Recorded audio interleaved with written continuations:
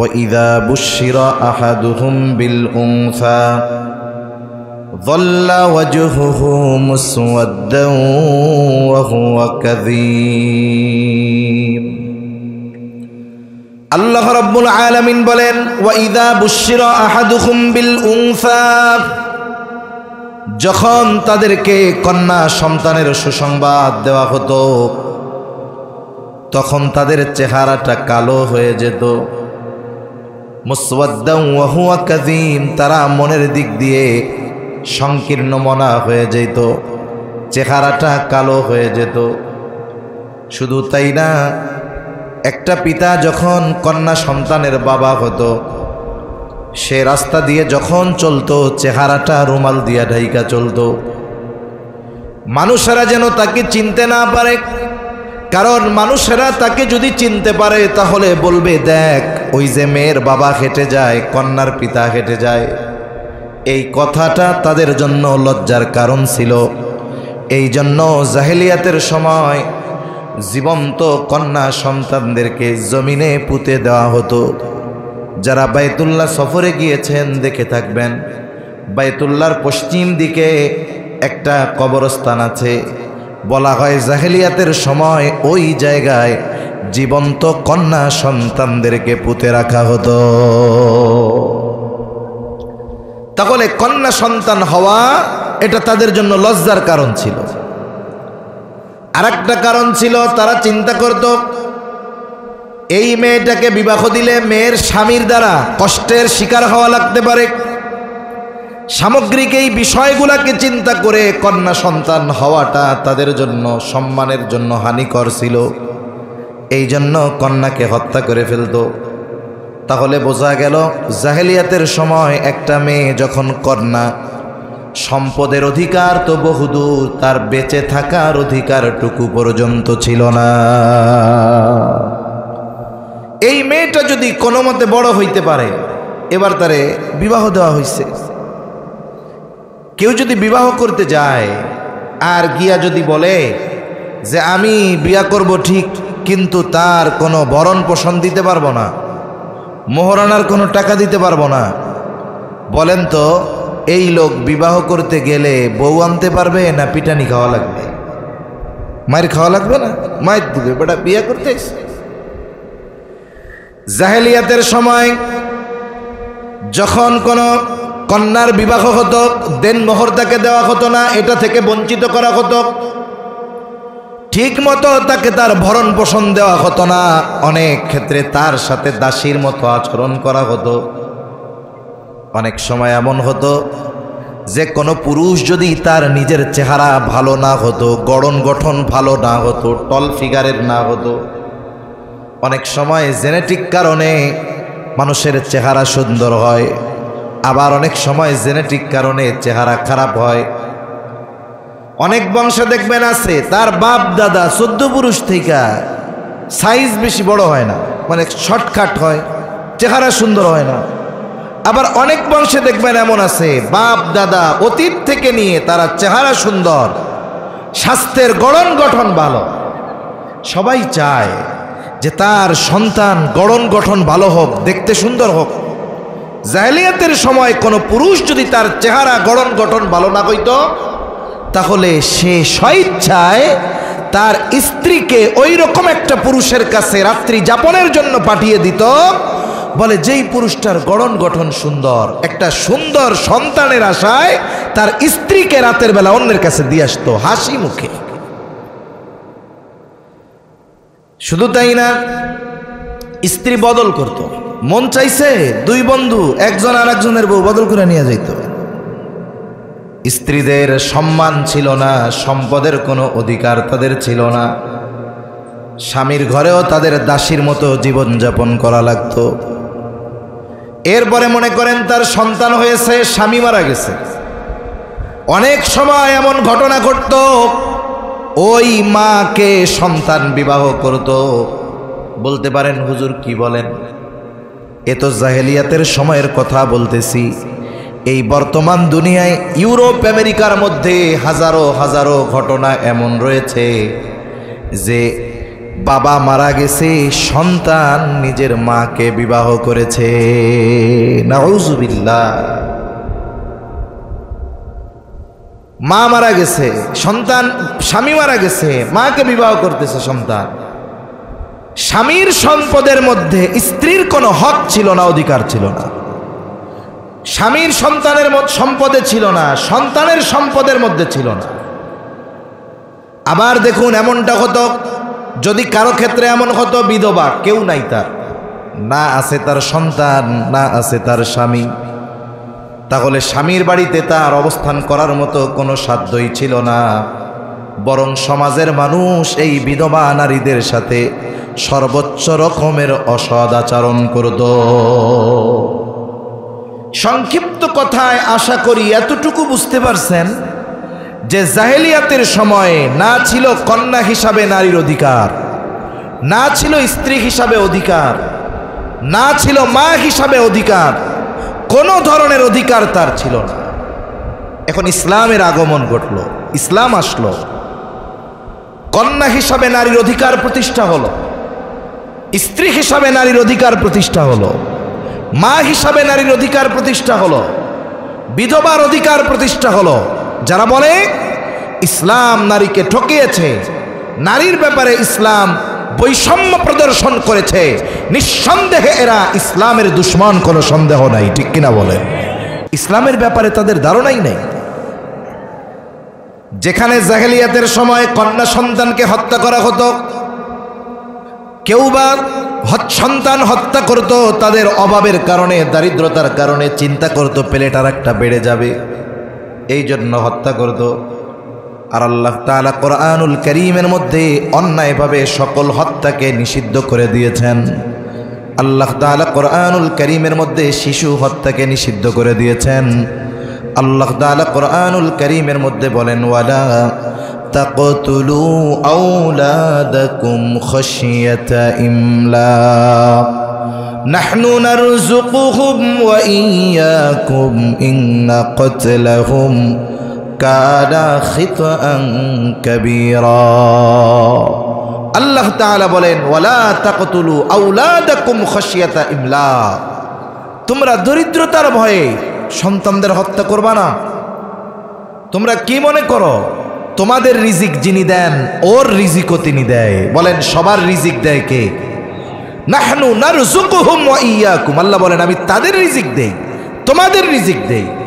আর এই হত্যা কত নিকৃষ্ট কাজ, কত নিকৃষ্ট এক পাপ।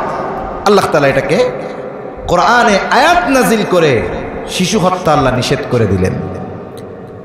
আর কন্যা সন্তান হলে তো ওদের ক্ষোভ আরো বেশি ছিল। আল্লাহ তাআলা কন্যা সন্তান হওয়াকে সুসংবাদ বলে অভিহিত করেছেন। তার মানে যদি কারো কন্যা সন্তান হয়, মুখ কালা করে রাখা যাবে না। কন্যা সন্তান হলে মুখ কালা করা, হীনমন্যতায় ভোগা, এটা জাহেলিয়াতের সময়ের কর্মকাণ্ড। আল্লাহ তাআলা কোরআনে কন্যা সন্তান হওয়াকে সুসংবাদ বলেছেন। ওয়াইদা বুশিরা আহাদুকুম বিল উনসা, আল্লাহ তাআলা বলেছেন তাদেরকে যখন কন্যা সন্তানের সুসংবাদ দেওয়া হয়, তার মানে কন্যা সন্তান হওয়া এটা একটা পিতার জন্য, পরিবারের জন্য, মাতার জন্য সুসংবাদ। বলেছেন কে? ঘুম আসতেছে আপনাদের? তাকবীর দেন, নারায়ে তাকবীর। এত আস্তে দিলে হবে নাকি? সামনে নির্বাচন আসতেছে, মিছিল কেমনে দিবেন? নারায়ে তাকবীর। তাহলে কন্যা সন্তান হওয়া সুসংবাদ, এ কথা বলেছেন কে? আচ্ছা, সন্তান ছেলে হবে না মেয়ে হবে, যমজ হবে না একটা হবে, এসব কিছু নির্ধারণ করেন কে? আল্লাহ তাআলা কোরআনুল কারীমের মধ্যে বলেন, ইয়াহাবু লিমান ইয়াশাউ ইনাসা ওয়া ইয়াহাবু লিমান ইয়াশাউ যুকুর আও ইউযাউযুহুম যুকরানা ওয়া ইনাসা ওয়া ইয়াজআলু মান ইয়াশাউ আকীমা। বলেন আল্লাহু আকবার। আল্লাহ রাব্বুল আলামিন বলেন, ইয়াহাবু লিমান ইয়াশাউ ইনাসা, তিনি যাকে খুশি তাকে কন্যা সন্তান দেন। আল্লাহ তাআলা যাকে খুশি কন্যা সন্তান দেন। ইয়াহাবু লিমান ইয়াশাউ ইনাসা ওয়া ইয়াহাবু লিমান ইয়াশাউ যুকুর, আল্লাহ তাআলা যাকে চান তাকে ছেলে সন্তান দেন, আবার যাকে চান দুইটাই দেন। আবার ওয়ায়াজআলু মান ইয়াশাউ আকীমা, আবার যাকে চান তাকে কোনোটাই দেন না, তাকে আল্লাহ বান্দা বানায় রাখে। তাহলে সন্তান দেওয়া এর একমাত্র ক্ষমতা কার? ছেলে হোক মেয়ে হোক, দেন কে? আল্লাহ তাআলা দেন। এজন্য আমাদের সমাজে অনেক সময় দেখা যায় কারো যদি কন্যা সন্তান বারবার হয় তাহলে সে বেজার হয়ে যায়। অথচ রাসূলুল্লাহ সাল্লাল্লাহু আলাইহি ওয়াসাল্লাম কন্যা সন্তানের ব্যাপারে জানায় দেন, কারো যদি কন্যা সন্তান হয়, এক বা একাধিকও হয়, তার জন্য কমপক্ষে 3 ধরনের সুসংবাদ। কয় ধরনের? জোরে বলেন। এত জোরে বললে হবে নাকি? কয় ধরনের? জোরে কন। 1 নাম্বার, কন্যা সন্তান জাহান্নাম থেকে বাঁচার কারণ হয়। 2 নাম্বার, কন্যা সন্তান জান্নাতে যাওয়ার কারণ হয়। 3 নাম্বার, কন্যা সন্তান জান্নাতে গিয়ে নবীর সাথে থাকার কারণ হয়ে যায়। রাসূলুল্লাহ সাল্লাল্লাহু আলাইহি ওয়াসাল্লাম বলেন, যার কন্যা সন্তান হলো, এই কন্যা সন্তানের কষ্ট সহ্য করলো, ধৈর্য ধারণ করলো, কন্যাকে লেখাপড়া শেখালো, দিন শেখালো, এরপরে একটা দিনদার পাত্রের সাথে বিবাহ দিয়ে দিল। নবীজি সাল্লাল্লাহু আলাইহি ওয়াসাল্লাম বলেন, কিয়ামতের দিন এই কন্যা তার জন্য জাহান্নাম থেকে আড়াল হয়ে দাঁড়ায়া যাবে। তার মানে এই কন্যা তার জন্য জাহান্নাম থেকে বাঁচার কারণ হবে। আর এক হাদিসের মধ্যে নবীজি সাল্লাল্লাহু আলাইহি ওয়াসাল্লাম বলেন, যার 3টা কন্যা আছে অথবা 3টা বোন আছে, 3টা কন্যা আছে অথবা 3টা বোন আছে, নবীজি সাল্লাল্লাহু আলাইহি ওয়াসাল্লাম বলেন, তাদের সাথে সদাচরণ করলো, ভালো ব্যবহার করলো। ভালো ব্যবহার মানে কি? এই কন্যাগুলাকে কখনো সে বিরক্তির কারণ মনে করে নাই, এদেরকে কষ্ট দেয় নাই, এদেরকে ঠিক মতো যা প্রয়োজন পূরণ করেছে, দিন শিখিয়েছে। যখন বিবাহ উপযুক্ত হয়েছে, দিনদার পাত্রের সাথে বিবাহ দিয়েছে। নবীজি সাল্লাল্লাহু আলাইহি ওয়াসাল্লাম বলেন, ওই পিতা অথবা ওই ভাই অবশ্যই জান্নাতে প্রবেশ করবে। এরপরে নবীজি সাল্লাল্লাহু আলাইহি ওয়াসাল্লাম বলেন, মান আলা জারিয়াতাইন, যার 2টা কন্যা সন্তান আছে, 2 এর অধিক হইতে পারে, রাসূল সাল্লাল্লাহু আলাইহি ওয়াসাল্লাম বলেন, দাখালতু আনা ওয়া হুয়াল জান্নাহ, আমি আর সে জান্নাতের মধ্যে অবস্থান করব। শুধু তাই না, আমি আর সে জান্নাতের মধ্যে পাশাপাশি অবস্থান করব। ফাআশারা ফাআসবাইহি, এই কথা বলে নবীজি সাল্লাল্লাহু আলাইহি ওয়াসাল্লাম এই 2টা আঙ্গুল ইশারা করে দেখায়া দিলেন।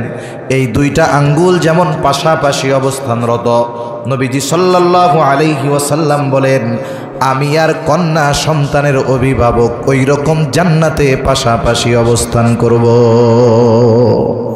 তাহলে কন্যা সন্তান হলে জাহান্নাম থেকে বাঁচা যায়, জান্নাত থেকে জান্নাত পাওয়া যায়, জান্নাতে গিয়ে নবীজির সাথে থাকা যায়।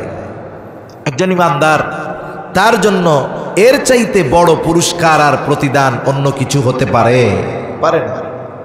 সে শুধু জান্নাতি হবে তা না, জান্নাতের মধ্যে স্পেশাল যারা, তাদের মধ্যে সে গণ্য হয়ে যাবে। সাহাবায়ে কেরাম জান্নাতে যাওয়ার ব্যাপারে যতটা চিন্তিত থাকতেন, তার চাইতে বেশি চিন্তিত থাকতেন জান্নাতে যাব ঠিক আছে, কিন্তু জান্নাতে গিয়া নবীর সাথে থাকা যাবে কিনা। হযরত আনাস রাদিয়াল্লাহু তাআলা আনহু থেকে বর্ণিত হাদিস, একদিন নবীজি সাল্লাল্লাহু আলাইহি ওয়াসাল্লামের কাছে একজন বেদুইন সাহাবী আসছে, গ্রাম্য সাহাবী আসছে। গ্রামের মানুষ বোঝে না, নবীজি আরেকজনের সাথে কথা বলতেছিলেন। আদব হলো, আপনি যদি কারো সাথে কথা বলেন, ওই মুহূর্তে আমি গিয়ে আপনার সাথে কথা বলার চেষ্টা না করা, কথা শেষ হবে এরপরে কথা জিজ্ঞাসা করা। কিন্তু গ্রামের মানুষ সহজ সরল মানুষ। নবীজি সাল্লাল্লাহু আলাইহি ওয়াসাল্লাম আরেকজনের সাথে কথা বলতেছে, এটা সে দেখার পরেও সে নিজে গিয়ে বলে, ইয়া রাসূলুল্লাহি মাতাস সাআ। আল্লাহর রাসূল আরেকজনের সাথে কথা বলতেছে, কিন্তু ওই লোকটা গিয়ে বলতেছে, হে আল্লাহর রাসূল, কিয়ামত কখন হবে? তার বলার ভঙ্গিমা এমন, সে কিয়ামতের জন্য প্রস্তুত, কিন্তু এখনো কিয়ামত আসতেছে না। সে কেমন যেন কিয়ামতের জন্য রেডি, কিন্তু কিয়ামত আসে না। নবীজি এইবার ওই ব্যক্তির সাথে কথা শেষ করার পর জিজ্ঞাসা করতেছিলেন, কোথায় ওই ব্যক্তি যে একটু আগে জিজ্ঞাসা করলো কিয়ামত কখন হবে? এবার ওই ব্যক্তি বলে, ইয়া রাসূলুল্লাহ, আমি জিজ্ঞাসা করছি। নবীজি সাল্লাল্লাহু আলাইহি ওয়াসাল্লাম তাকে পাল্টা প্রশ্ন করলেন, কারণ কিছু প্রশ্ন আছে এই প্রশ্ন করার পর জবাব দেওয়ার চাইতে পাল্টা প্রশ্ন করাটা জরুরি হয়ে যায়। মানে কিছু প্রশ্ন আছে এর জবাব দিতে মন চায় না, মন চায় উল্টা ওরে আরেকটা প্রশ্ন জিজ্ঞাসা করি।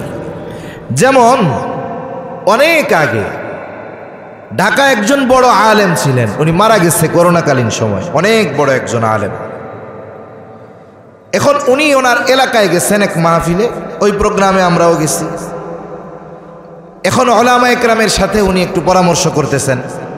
যখন সবাই আলেম, উনি বললেন, এখন দরজাটা আটকায় দাও, দরজা একজন পাহারায় দাঁড়াবা, বাইরের লোকটুকু এখন ঢুকতে দিও না, আমরা একটু আমার পরামর্শ আছে উলামা ইকরামের সাথে, এরপরে বাকি অন্যদের সাথে কথা বলা যাবে। বড় মজলিস, উলামা ইকরামের মজলিস। একটা লোক দরজার মধ্যে জোরে জোরে করাঘাত করতেছে, আওয়াজ হইতেছে। এখন ওই লোকটা হুজুরের সাথে দেখা করতে চায়, ওই বড় আলেমের সাথে। বারবার যখন বলতেছে, হুজুর বলছে ঠিক আছে ওরা আসতে দাও, কি জিজ্ঞাসা করতে চায় আসতে দাও। উলামা ইকরামকে ডিঙিয়ে হুজুরের সামনে আইসা প্রশ্ন করবে, বলে, হুজুর খুব জরুরি একটা প্রশ্ন আছে, এই এলাকার কোনো হুজুর এই প্রশ্নের জবাব দিতে পারে নাই, আপনি তো অনেক বড় হুজুর, আপনি জবাব দিতে পারবেন।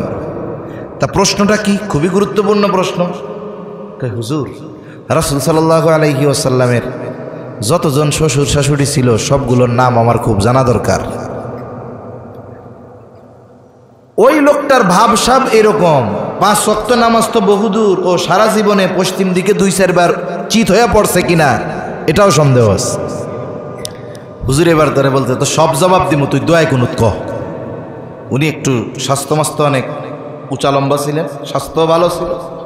যেই উনি বলছে, 3-4 জন আলেমের ঘাড়ে পাড়া দিয়া দৌড় দিয়া দন। এই প্রশ্নের জবাব দেওয়ার আগে তো এটা বোঝা দরকার যে এই প্রশ্ন করার যোগ্যতা তার অর্জন হয়েছে কিনা, ঠিক কিনা বলেন? নবীজি সাল্লাল্লাহু আলাইহি ওয়াসাল্লামকে জিজ্ঞাসা করতেছে, ইয়া রাসূলুল্লাহ, কিয়ামত কখন হবে? তার প্রশ্নের ভঙ্গিমা এমন ছিল, সে কিয়ামতের জন্য প্রস্তুত, কিন্তু এখনো কিয়ামত আসতেছে না। এজন্য পাল্টা নবীজি তাকে প্রশ্ন করলেন, মা আ'দাত্তা লাহা, কিয়ামতের জন্য তুমি কি পাথেয় সংগ্রহ করেছো? এই বেদুইন সাহাবী, সহজ সরল মানুষ, সে জবাব দিল, আমি আল্লাহ এবং তার রাসূলকে ভালোবাসি। নবীজি তার এই কথার পরে বললেন, আল মারউ মা'a মান আহাব্বা, যে যাকে মোহাব্বত করে তার সাথে জান্নাতে অবস্থান করবে। লোকটা এই কথা শুনে বাড়ির পথে রওনা হয়ে গেল। হযরত আনাস রাদিয়াল্লাহু তাআলা আনহু বলেন, নবীজির মুখে এই কথা শ্রবণ করবার পর যে যাকে মোহাব্বত করে, যে যাকে ভালোবাসে তার সাথে অবস্থান করবে। আমরা ইসলাম গ্রহণের পরে আর কোনো কথায় এতটা খুশি হই নাই যতটা খুশি এই কথা শ্রবণ করবার পর হয়েছি যে যাকে মোহাব্বত করে তার সাথে জান্নাতে অবস্থান করবে। তাহলে জান্নাতে নবীর সাথে থাকতে পারার সংবাদ, এটা ছিল সাহাবা ইকরামের কাছে ঈমান আনার পরে সবচাইতে আনন্দের সংবাদ। আর এটা অর্জন করার যতগুলো মাধ্যম আছে, অন্যতম একটি মাধ্যম হলো কন্যা সন্তান যার হবে, সেই কন্যা সন্তানের যথাযথ লালন পালন করবে। তাহলে চিন্তা করো, কন্যা সন্তান লালন পালনের মাধ্যমে জান্নাতে যাওয়া যায়, জাহান্নাম থেকে বাঁচা যায়, নবীর সাথে জান্নাতে গিয়ে থাকা যায়। তাহলে কন্যা সন্তান শুধু শুধু সৌভাগ্যের প্রতীক বলা হয় না, কিন্তু ইসলাম পূর্বকালীন সময় কন্যা সন্তান হইছে, এটা শুনলে যতক্ষণ না ওই কন্যাকে জীবন্ত দাফন করতে পারত, ওদের অন্তরের মধ্যে তৃপ্তি আসতো না। তাহলে বলেন, ইসলাম কন্যা হিসাবে নারীর বেঁচে থাকার অধিকার সম্মানের সাথে, মর্যাদার সাথে বেঁচে থাকার অধিকার দিয়েছে কি দেয় নাই? জোরে বলেন, দিয়েছে কি দেয় নাই? দিয়েছে। এরপরে স্ত্রী হিসাবে অধিকার দিয়েছে, বিবাহ করতে গেলে দেনমোহর দেওয়া লাগবে। স্ত্রীর যত মৌলিক খরচ আছে, খাদ্য, বস্ত্র, চিকিৎসা, বাসস্থান, এগুলো বহন করা লাগবে। শুধু তাই না, রাসূল আকরাম সাল্লাল্লাহু আলাইহি ওয়াসাল্লাম স্ত্রীদের সাথে সদাচরণের কথা বলেছেন। আল্লাহ তাআলা কোরআনে বলেন, ওয়াশিরুহুন্না বিল মা'রুফ। তাদের সাথে সদাচরণের নির্দেশ আল্লাহ দিয়েছেন, নবীজি সাল্লাল্লাহু আলাইহি ওয়াসাল্লাম দিয়েছেন। স্ত্রীর সম্মানের সাথে একটা পুরুষের সম্মান জড়িত। এজন্য আত্মমর্যাদাশীল পুরুষ যিনি, তিনি এটা পছন্দ করেন না যে তার স্ত্রীর দিকে কোনো পরপুরুষ বাঁকা চোখে তাকাবে, ঠিক কিনা বলেন? কিন্তু জাহেলিয়াতের সময় স্ত্রীকে দিয়ে আসতো পরপুরুষের কাছে একটা সুঠামদেহী সন্তানের আশায়। নাউজুবিল্লাহ বলেন। তাহলে ইসলাম স্ত্রী হিসাবে তার মর্যাদা দিয়েছে। এরপরে ইসলাম কন্যা, মা হিসাবে তার মর্যাদা দিয়েছে। রাসূলুল্লাহ সাল্লাল্লাহু আলাইহি ওয়াসাল্লামের কাছে একজন এসে জিজ্ঞাসা করতেছে, ইয়া রাসূলুল্লাহ সাল্লাল্লাহু আলাইহি ওয়াসাল্লাম, আমার নিকটে কে বেশি হক প্রাপ্য, অথবা আমার কাছে সদাচরণের দিক দিয়ে কে বেশি হকদার? নবীজি সাল্লাল্লাহু আলাইহি ওয়াসাল্লাম বললেন, তোমার মা। সে আবার জিজ্ঞাসা করে, সুম্মা মান? এরপরে কে? নবীজি বললেন, উম্মুক, তোমার মা। আবার জিজ্ঞাসা করলো, সুম্মা মান? তারপরে কে? নবীজি বললেন, উম্মুকা, তোমার মা। চতুর্থবারে যখন জিজ্ঞাসা করলো, সুম্মা মান? তারপরে কে? নবীজি বললেন, তোমার পিতা আর অন্যান্য যারা আছে তারা। তাহলে সন্তানের ক্ষেত্রে মা গোটা সদাচরণের 4 ভাগের 3 ভাগ এটা মায়ের জন্য আল্লাহ দিয়েছেন। কোরআনুল কারীমে সন্তানকে মায়ের সাথে সদাচরণের নির্দেশ আল্লাহ দিয়েছেন, মা বাবা উভয়ের সাথে দিয়েছেন। তবে আলাদাভাবে মায়ের কথা আল্লাহ উল্লেখ করেছেন। আল্লাহ তাআলা কোরআনুল কারীমের মধ্যে বলেন, ওয়াসাইনাল ইনসানা বিওয়ালিদাইহি ইহসানা হামালাতুহু উম্মুহু ওয়াহনান আলা ওয়াহনি ওয়াফিসালুহু ফি আমাইনি আনিশকুর লি ওয়া লিওয়ালিদাইক। আল্লাহ রাব্বুল আলামিন বলেন, তোমরা তোমাদের পিতামাতার সাথে সদাচরণ করো। সদাচরণের কথা পিতামাতা উভয়ের সাথে করার নির্দেশ আল্লাহ তাআলা দেবার পর আল্লাহ তাআলা বলেন, হামালাতহু উম্মুহু ওয়াহনান আলা ওয়াহন। মায়ের কথা স্পেশালভাবে আল্লাহ তাআলা উল্লেখ করে বলেন, তোমার মা তোমাকে কষ্টের উপরে কষ্ট করে গর্ভে ধারণ করেছে। ওয়াফিসালুহু ফি আমাইনি আনিশকুর লি ওয়া লিওয়ালিদাইক। 2 বছর পর্যন্ত তোমারে দুধ পান করায়ছে। এরপরে আল্লাহ তাআলা বলেন, শুধু আমার কৃতজ্ঞতা করলে হবে না, আনিশকুর লি ওয়া লিওয়ালিদাইক। ও বান্দা, তুমি আমার কৃতজ্ঞতা প্রকাশ করো, সাথে সাথে মা বাবার কৃতজ্ঞতা প্রকাশ করো। এখানে আল্লাহ তাআলা বাবা যে কষ্ট করে খাওয়ায়, উপার্জন করে, রক্ত পানি বানায় ফেলে, উপার্জন করতে গিয়ে এই কথা আল্লাহ বলেন নাই, বরং মায়ের কথা আলাদাভাবে উল্লেখ করে বলেছেন যে তারা তোমাকে, তোমার মা তোমাকে কষ্টের উপরে কষ্ট করে গর্ভধারণ করছে। তোমার মা তোমারে 2টা বছর দুধ পান করিয়েছে। এখানেও আল্লাহ তাআলা স্পেশালভাবে মায়ের কথা উল্লেখ করেছেন। মা হিসাবে তার অধিকার দিয়েছে সম্মানের সাথে। আবার দেখুন, যদি কেউ বিধবা হয়, এমন হয়ে যায় যে তার সন্তানও নাই, স্বামীও নাই। জাহেলিয়াতের সময় এই ধরনের মহিলারা খুব কষ্টের শিকার হতো। এখনকার সমাজেও যদি কারো অবস্থা এমন হয় যে সে বিধবা, সন্তান নাই, মানুষ তাকে ঠকায়, তার সাথে অসদাচরণ করে, খারাপ ব্যবহার করে। অথচ বিধবার সাথে সদাচরণ করার আদেশ নবীজি নিজেও দিয়েছেন। নবীজি সাল্লাল্লাহু আলাইহি ওয়াসাল্লাম বিধবার সেবা করা, মিসকিনদের সেবা করা জিহাদ করার সমতুল্য বলে নবীজি অভিহিত করেছেন। নবীজি বলেন, আসসাই আলাল আরমালাতি ওয়াল মাসাকিন কাল মুজাহিদি ফি সাবিলিল্লাহ। বলে, কেউ যদি বিধবার সেবা করে, মিসকিন অসহায়দেরকে সাহায্য করে, বিধবাকে সাহায্য করে, সে কেমন যেন আল্লাহর রাস্তায় জিহাদ করে থাকে। তাহলে নারী যেই পরিচয়েই সমাজে থাকুক না কেন, ইসলাম তাকে সম্মান, মর্যাদা, সম্পদের অধিকার দিয়েছে, ঠিক কিনা বলেন? এবার আসুন, সম্পদের ব্যাপারে কি অধিকার দিছে তারে। জাহেলিয়াতের সময় পিতার সম্পদের মধ্যে কন্যার কোনো হক ছিল না। যেখানে বেঁচেই থাকতে পারতো না সেখানে কন্যা সম্পদ পাবে, এটা তো আকাশ কুসুম কল্পনার মতো। কিন্তু আল্লাহ তাআলা পিতার সম্পদে কন্যার হক দিয়েছে। যদিও ইসলাম বিদ্বেষীরা এটাকে প্রশ্ন করে বলে যে দিছে তো, পোলার চাইতে অর্ধেক দিছে, পোলারে তো মাইয়ার দ্বিগুণ দিছে। কিন্তু বাস্তবতা যদি খেয়াল করা হয়, পরিমাণ যদিও কম দেখা যায় কিন্তু নারীকে কম দেওয়া হয় নাই, বরং হিসাব করলে নারীকে আল্লাহ জিতিয়ে দিয়েছে। একটা কন্যা সন্তান যখন দুনিয়ায় আসে পিতা তার সব খরচ বহন করবে বলে বিবাহ পর্যন্ত। ছেলের ক্ষেত্রে কিন্তু একটা ছেলের ক্ষেত্রে পিতা খরচ করতে বাধ্য, ছেলের বিবাহ পর্যন্ত নয়, বলে ছেলে বালেগ হওয়ার আগ পর্যন্ত।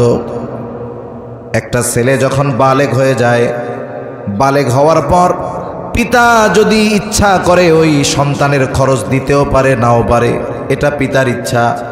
কিন্তু বলেন তো, কোনো মেয়ে যদি বালেগ হয়ে যাওয়ার পরে, বালেগা হয়ে যাওয়ার পরে তার বিবাহ না হয়, বলেন তো পিতার এই কথা বলার অধিকার আছে নাকি? তোমার তো বয়স অনেক হয়ে গেছে, বিবাহ হয় না কেন?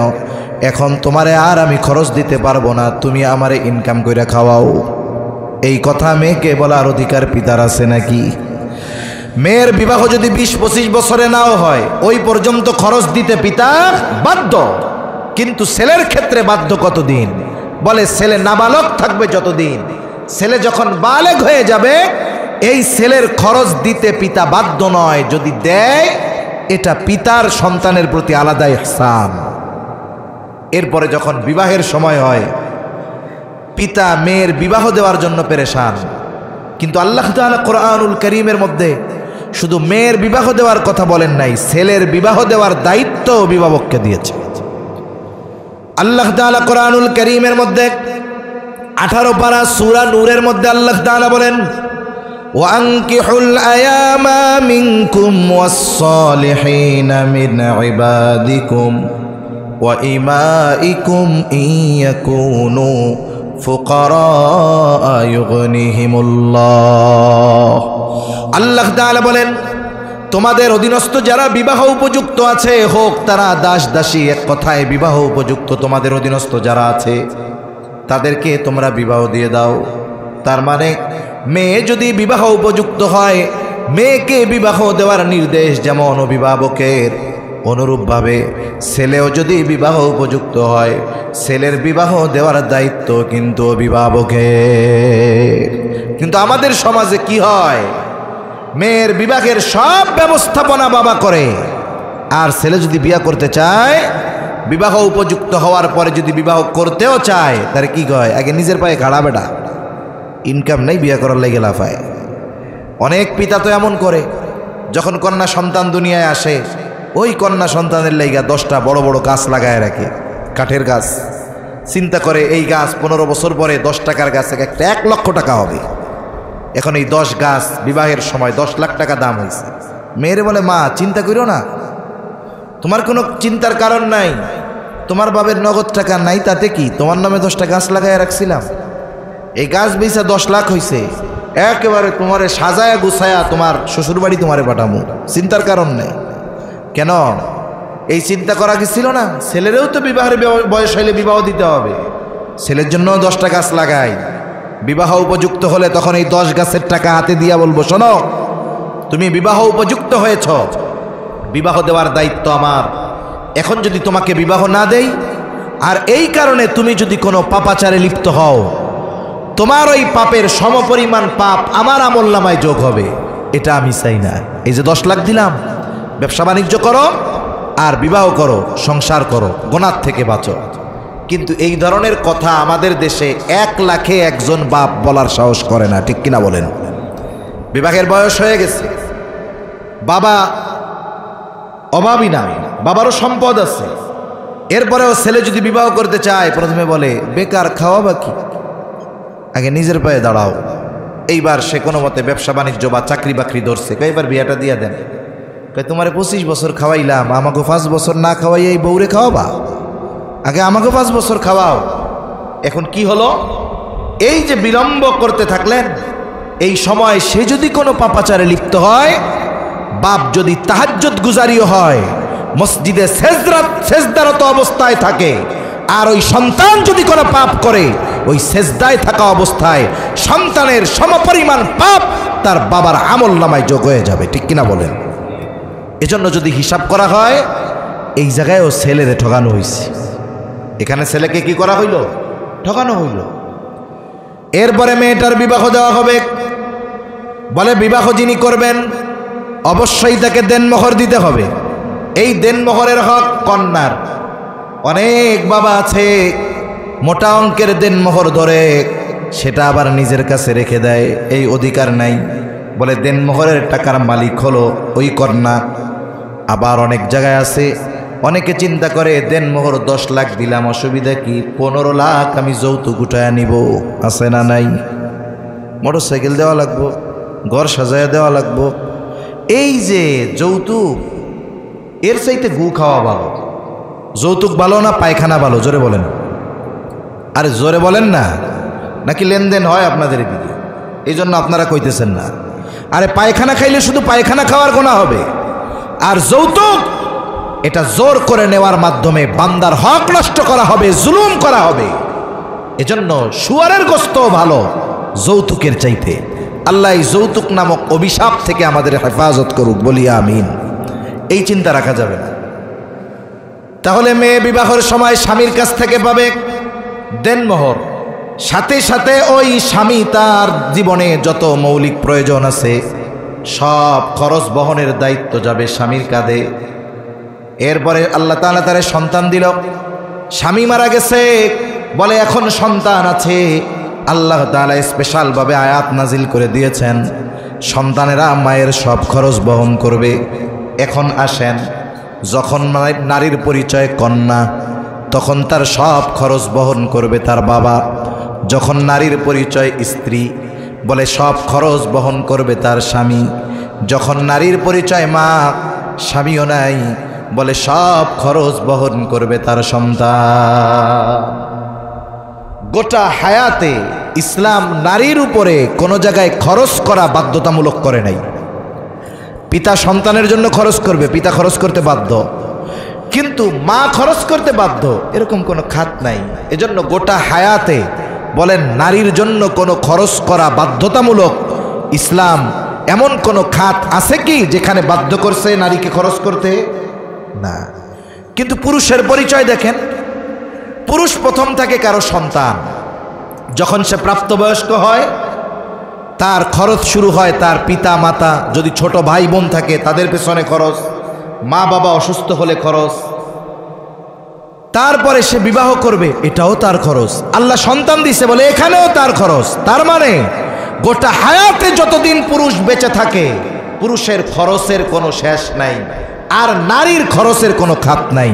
অথচ দেখুন আল্লাহ তাআলা পিতার সম্পদের মধ্যে নারীর হক রাখছে, আছে না? স্বামীর সম্পদে নারীর একটা অংশ আছে না নাই?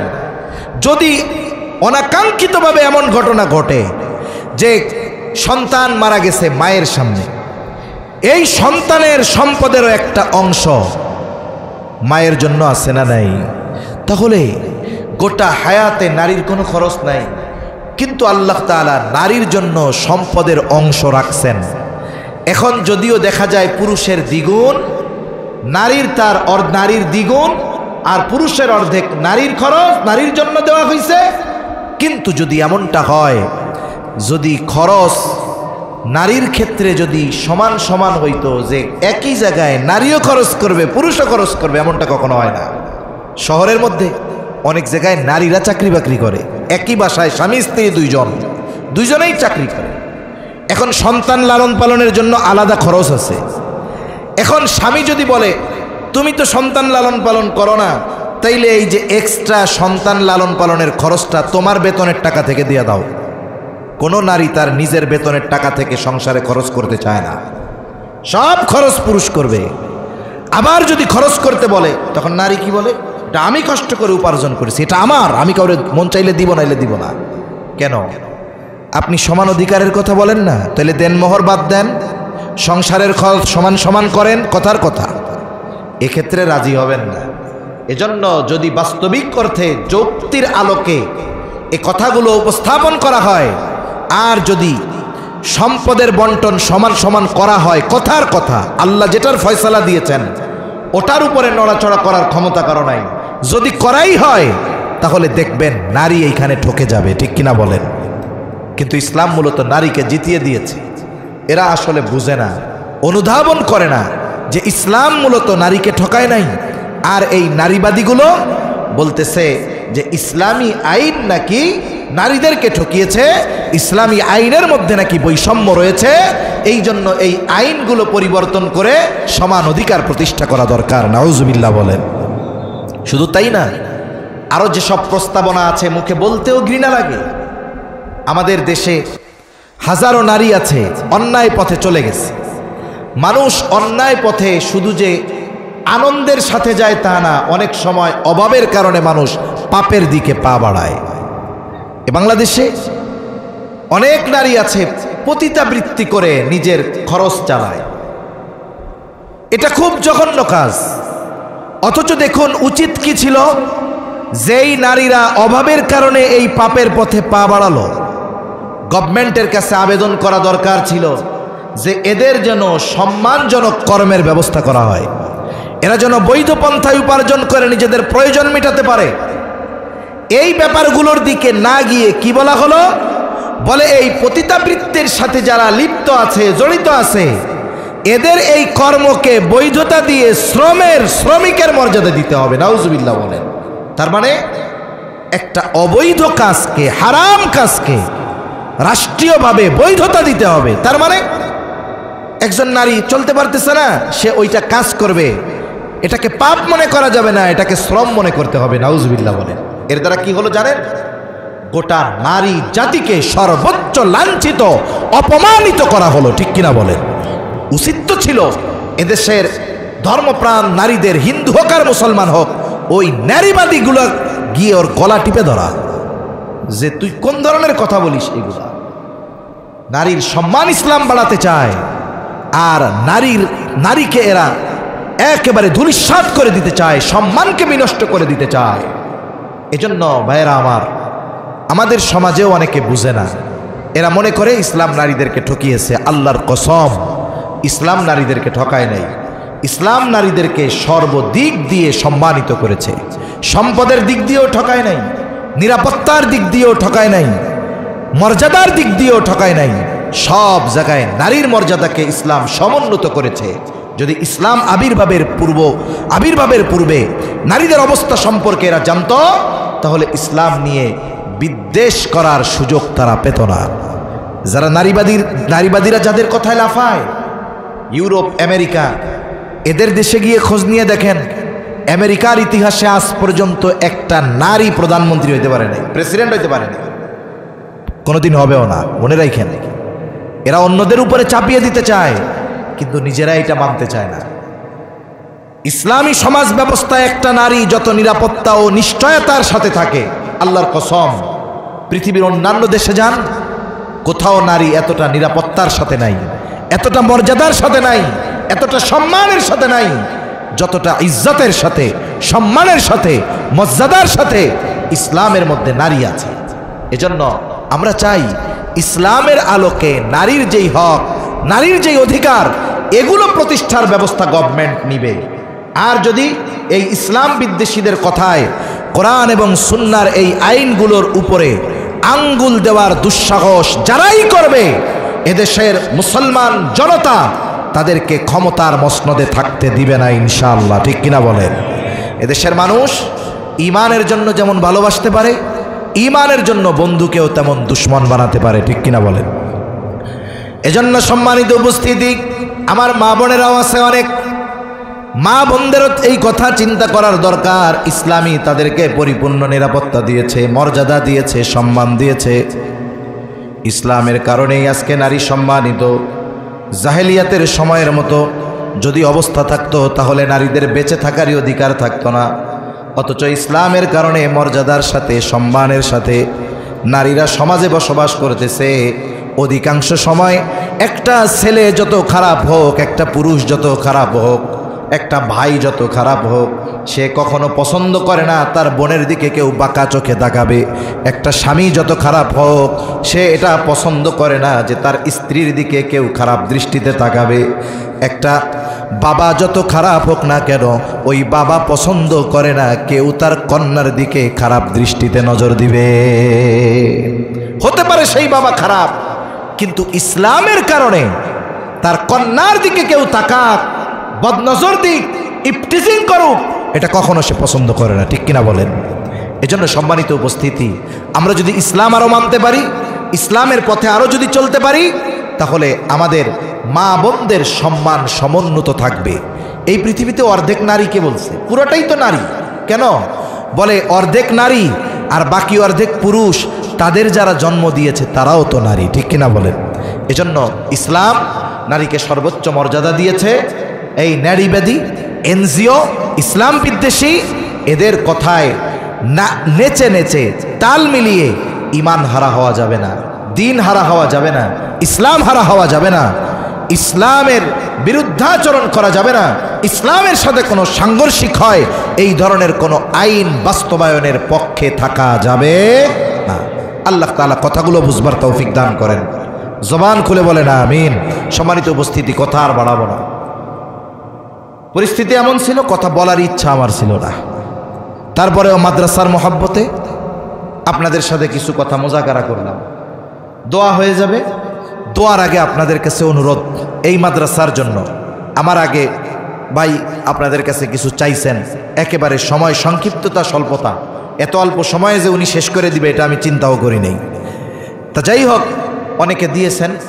আপনারা অনেকে যিনি শেষে আসেন প্রধান বক্তা, ওনার হাতে দেওয়ার ইচ্ছা করে থাকেন।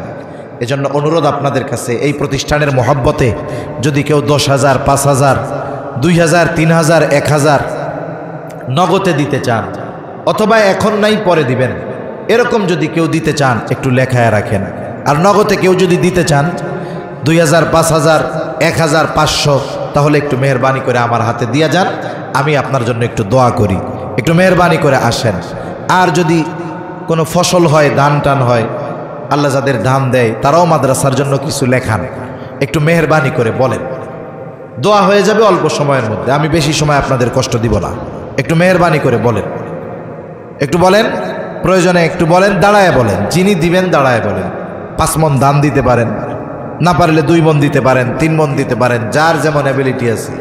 একটু মেহরবানি করে বলেন, মাদ্রাসার মহব্বতে বলেন, একটু বলেন মেহরবানি করে। আসেন কেউ? একটু বলেন তো ভাই, একটু তাড়াতাড়ি বলেন। কেউ নাই এরকম? আপনারা তো বগুড়ার মানুষ, অনেক দেন আলহামদুলিল্লাহ। মাদ্রাসার জন্য একটু মেহরবানি করে বলেন না। হ্যাঁ, তো কঠোর হৃদয়ের হয়েন না। 2টা ছেলে হাফেজ হয়েছে, এটা আপনাদের মেহনতের ফসল, এগুলো আপনারা দিয়ে থাকেন, এরা পড়ে, আর এটা হলো আপনাদের লাগানো গাছের সেই ফল। একটু মেহরবানি করে বলেন। আছেন কেউ দেওয়ার মতো? একটু বলেন। 500, 1,000, 2,000 এখন নাই, পরে দিয়েন। একবারে পারবেন না আপনি, কয়েকবারে দিয়েন, ভেঙে ভেঙে দিয়েন। নগদ যদি কেউ দিতে চান একটু মেহরবানি করে আমার হাতে দিয়ে যান। আসেন, একটু মেহরবানি করে বলেন, আসেন। কেউ নাই? একটু বলেন, মেহরবানি করে বলেন। নাম কি বাবা? হ্যাঁ, মাদ্রাসার শিক্ষক। মাদ্রাসার শিক্ষক 200 টাকা, আল্লাহ কবুল করুক, সকলে বলি আমিন। আল্লাহ জানমালে বরকত দিক। এই যে আরেক ভাই 100 টাকা, আল্লাহ কবুল করুক, বলি আমিন। ইন্নাকা হামিদুম মাজিদ। আল্লাহুম্মা বারিক আলা মুহাম্মাদিন ওয়া আলা আলি মুহাম্মাদ কামা বারাকতা আলা ইব্রাহিম ওয়া আলা আলি ইব্রাহিম ইন্নাকা হামিদুম মাজিদ। الحمد لله رب العالمين والعاقبة للمتقين، الصلاة والسلام على خير خلقه محمد وعلى آله وأصحابه أجمعين. ربنا ظلمنا أنفسنا وإن لم تغفر لنا وترحمنا لنكونن من الخاسرين. ربنا آتنا في الدنيا حسنة وفي الآخرة حسنة وقنا عذاب النار ربنا لا تزغ قلوبنا بعد إذ هديتنا وهب لنا من لدنك رحمة إنك أنت الوهاب وأفوض أمري إلى الله إن الله بصير بالعباد حسبنا الله ونعم الوكيل نعم المولى ونعم النصير اللهم حاسبنا حسابا يسيرا اللهم حاسبنا حسابا يسيرا اللهم إنك عفو كريم تحب العفو فاعف عنا রব্বুল আলামিন গভীর রাত পর্যন্ত দ্বীনি আলোচনা করার পর গুনাহ মাখা হাত আমরা তুলে ধরেছি আল্লাহ। রাত যত গভীর হয় দুনিয়ার মানুষের দরজাগুলো বন্ধ হয়ে যায়, আর রাত যত গভীর হয় আপনার রহমতের দুয়ার তত উন্মোচিত হয়। আয় আল্লাহ, আমরা গুনাহগার, আপনি গফফার। আমরা গুনাহ করতে ভালোবাসি, আপনি ক্ষমা করতে ভালোবাসেন। আপনি আপনার গফুর গফফার রহিম রহমান নামের উসিলায় যে যেখান থেকে হাত উঁচু করেছে আল্লাহ আমাদের বিগত জীবনের সব ধরনের গুনাহগুলো মাফ করে দেন। আমাদের আত্মীয় স্বজন যে যেখানে আছে মাফ করে দেন। যারা দুনিয়া ছেড়ে চলে গেছে মাফ করে কবরগুলো জান্নাতের টুকরো বানায়া দেন। আশেপাশে যত কবরস্থান আছে, যত মুমিন মুমিনাত শায়িত আছে আল্লাহ সকলের কবরগুলো আপনি জান্নাতের টুকরো বানায়া দেন রব্বুল আলামিন। तमाम দুনিয়ার মুসলমানদের জান মাল আপনি হেফাজত করেন। ফিলিস্তিনের গাজ্জার মুসলমানদের হেফাজত করেন আল্লাহ। ভারতের মুসলমানদের হেফাজত করেন। আয় আল্লাহ, জালেমদেরকে হেদায়েত দিয়ে দেন। হেদায়েত যদি না থাকে তাদের ব্যাপারে আপনি আসমানি ফয়সালা নেন। আয় আল্লাহ, तमाम দুনিয়ার মুসলমানদের এক হওয়ার তৌফিক দিয়ে দেন আল্লাহ। আমাদের একে অপরের প্রতি হৃদ্রতা ভালোবাসা বাড়ায়া দেন। লোভ হিংসা অহংকার মুক্ত হৃদয় আল্লাহ দান করেন। খাস করে আল্লাহ যেই মাদ্রাসার উদ্যোগে মাহফিল মাদ্রাসা খানা কবুল আর মঞ্জুর করে নেন। পরিচালনার দায়িত্বে যারা আছে কবুল করে নেন। ওস্তাদ ছাত্রদের কবুল করে নেন। খাস করে এই মাদ্রাসার মোহাব্বতে আয় আল্লাহ টাকা দিয়া, ধান দিয়া, আলু দিয়া, আয় আল্লাহ যে যেভাবে সহযোগিতা করেছে আল্লাহ সকলের সকল প্রকার সাহায্য সহযোগিতা কবুল আর মঞ্জুর করে নেন রব্বুল আলামিন। সকলের মনের নেক চাওয়া, নেক আশাগুলা কবুল করে নেন। মাদ্রাসার যত প্রয়োজনীয়তা আছে গায়বী খাজানা থেকে আল্লাহ আপনি ব্যবস্থা করে দেন রব্বুল আলামিন। এই মাদ্রাসা সহ तमाम দুনিয়ার সকল দ্বীনি মাদারিসগুলা ষড়যন্ত্র চক্রান্ত থেকে আপনি হেফাজত করেন রব্বুল আলামিন। অভাবীর অভাব দূর করে দেন। ঋণগ্রস্তের ঋণ পরিশোধের তৌফিক দিয়ে দেন। হারাম হালাল বেঁচে চলার তৌফিক দেন। হালাল রুজি অন্বেষণের তৌফিক আপনি দান করেন রব্বুল আলামিন। যাদের আবাদ আছে জমিতে আল্লাহ এর ভিতরে আপনি বরকত দান করেন। আসমানি জমিনি বালা মুসিবত থেকে সকল ফসলগুলো হেফাজত করেন। সকলের আয়ের ভিতরে বরকত দিয়ে দেন রব্বুল আলামিন। রিজিক সংকীর্ণতা দিয়ে আপনি আমাদের পরীক্ষা নিয়েন না রব্বুল আলামিন। আমাদের সকলকে বারবার মক্কা মদিনা জিয়ারতের তৌফিক দেন। আমাদের দেশের উপরে খাস রহমত নাজিল করেন। আসমানি জমিনি সকল প্রকার বালা মুসিবত থেকে হেফাজত করেন রব্বুল আলামিন। আমরা যারা হাত উঁচু করেছি আমাদের মধ্যে হয়তো অনেকের মা নাই, অনেকের বাবা নাই, অনেকে হয়তো নিজের হাতে মোহাব্বতের মা বাবাকে কবরে শুয়ায় রাখছে আল্লাহ। দুনিয়ার অপর প্রান্তে আমেরিকার খবর মুহূর্তের ভিতরে পাওয়া যায়, দেখা যায়। 3 হাত মাটির নিচে মোহাব্বতের মা বাবার কবরের খবর জানা যায় না, দেখা যায় না। আয় আল্লাহ, গুনার কারণে যদি কারো মা বাবার কবরে আযাব হয়, আমাদের মধ্যে যাকে পছন্দ, যার আমল পছন্দ, তার আমলের ওসিলায় ওই মা বাবার কবরের আযাব আল্লাহ আপনি মাফ করে দেন। কবরগুলো জান্নাতের টুকরো বানায় দেন। কিয়ামতের দিন হিসাব সহজ করে জান্নাতের ব্যবস্থা করে দিয়েন। যাদের মা বাবা বেঁচে আছে, সুস্থ দীর্ঘ নেক হায়াত আল্লাহ আপনি দান করেন। রব্বুল আলামিন আমাদের স্ত্রী সন্তান আমাদের জন্য চক্ষু শীতলকারী হিসাবে কবুল করে নেন। যাদের সন্তান অবাধ্য আছে, সন্তানগুলোকে বাধ্য করে দেন। আয় আল্লাহ, মা বোনদের কবুল করে নেন, পর্দানিশীল বানায় দেন। 5 ওয়াক্ত নামাজ যথাযথভাবে আদায় করার তৌফিক দিয়া দেন। আয় আল্লাহ, নারী অধিকারের নামে, সংস্কারের নামে, আয় আল্লাহ, যারা ইসলাম বিদ্বেষী কর্মকাণ্ডে লিপ্ত, ইসলামের বিরুদ্ধাচরণ করে, আল্লাহ এদেরকে আপনি হেদায়াত দিয়ে দেন। হেদায়াত যদি না থাকে, তাদের কর্ম অনুযায়ী শাস্তি আপনি দিয়ে দেন। আয় আল্লাহ, বেনামাজিদের নামাজি বানায়া দেন। সুন্নাতবিহীন মানুষগুলোকে আপনি সুন্নাতওয়ালা বানায়া দেন। রব্বুল আলামিন, সকল প্রকার পাপাচার, অনাচার, অশ্লীলতা থেকে বেঁচে থাকার তৌফিক ও হিম্মত আপনি দিয়া দেন। আয় আল্লাহ, এ দুনিয়া ছেড়ে একদিন আমাদের সকলকে চলে যেতে হবে। এ পৃথিবী যেমন আছে তেমনি পড়ে রবে। সুন্দর পৃথিবী ছেড়ে একদিন চলে যেতে হবে। ওই চলে যাওয়ার ডাক কখন চলে আসে বলা যায় না। আল্লাহ, মালাকুল মউত যখন মৃত্যুর পরওয়ানা নিয়ে হাজির হবে, আপনি আপনার প্রত্যেকটি গোলামের জবানে তাওহীদের কালিমা নসিব করে দিয়ে। আল্লাহুম্মা ইন্না নাউযু বিকা মিনাল হাম্মি ওয়াল হাযান ওয়াল আজজি ওয়াল কাসাল ওয়াল জুবনি ওয়াল বুখল ওয়া দালা'id দাইন ওয়া গালাবাতির রিজাল।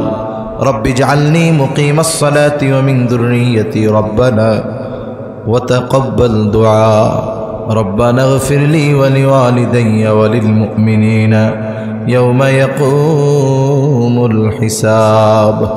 রব্বানা হাব লানা মিন আজওয়াজিনা ওয়া যুররিয়্যাতিনা কুররাতা আ'য়ুন ওয়াজআলনা লিল মুত্তাকিনা ইমামা।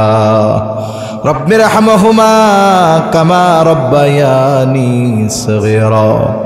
রব্বিরহামহুমা কামা রব্বায়ানি সগীরা। ওয়া সাল্লাল্লাহু তাআলা আলা খায়রি খালকিহি মুহাম্মাদিন ওয়া আলা আলিহি ওয়া আসহাবিহি আজমাইন। আমিন বিরহমাতিকা ইয়া আরহামার রাহিমিন। আমিন। সুবহানাক।